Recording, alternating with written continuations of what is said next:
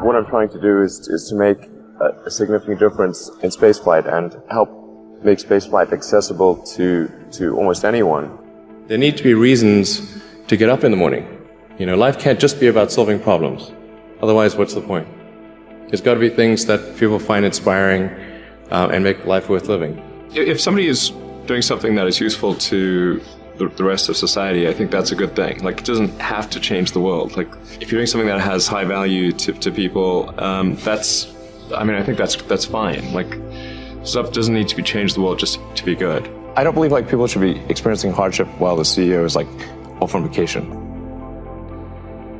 The truth is stranger than fiction.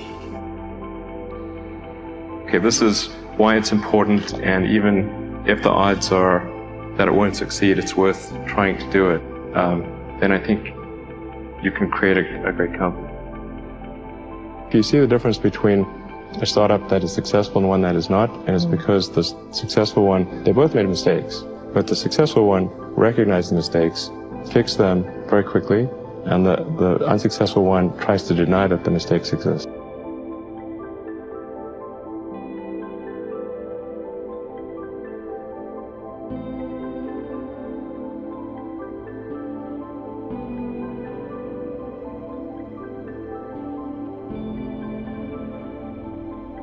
Depending on how well you want to do, particularly if you're starting a company, you need to work super hard. And I mean, if you do simple math, say like, okay, if somebody else is working 50 hours and you're working 100, you'll get twice as much done in the course of a year as the other company. I am somewhat impulsive, and I don't really want to try to adhere to some CEO template.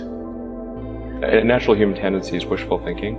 A challenge for entrepreneurs is to say, well, what's the difference between really believing in your ideals and sticking to them versus pursuing some unrealistic dream? That is a really difficult thing to tell. Can you tell the difference between those two things? I think certainly being focused on something that you're confident will have high value to someone else, and just being really rigorous in making that assessment.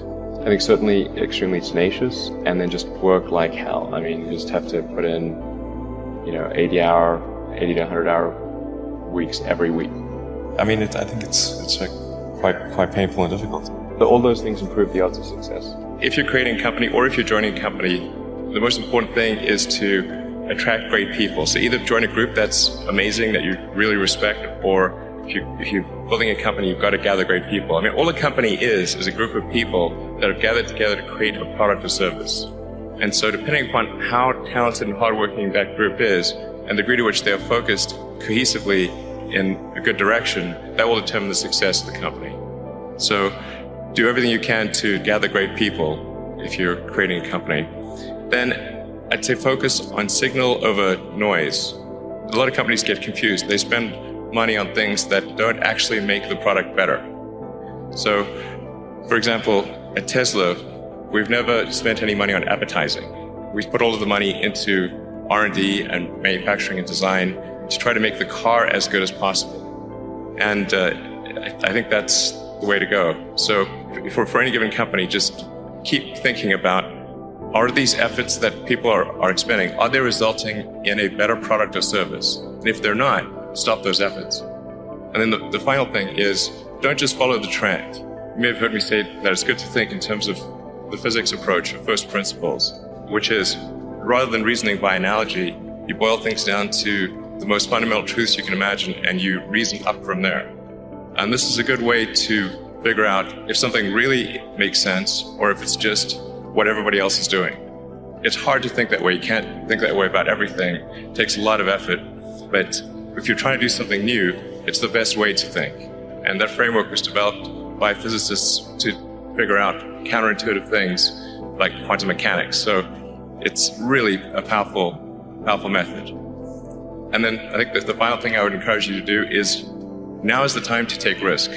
As you get older, your obligations increase. And once you have a family, you start taking risk not just for yourself, but for your family as well. It gets much harder to do things that might not work out. So now is the time to do that.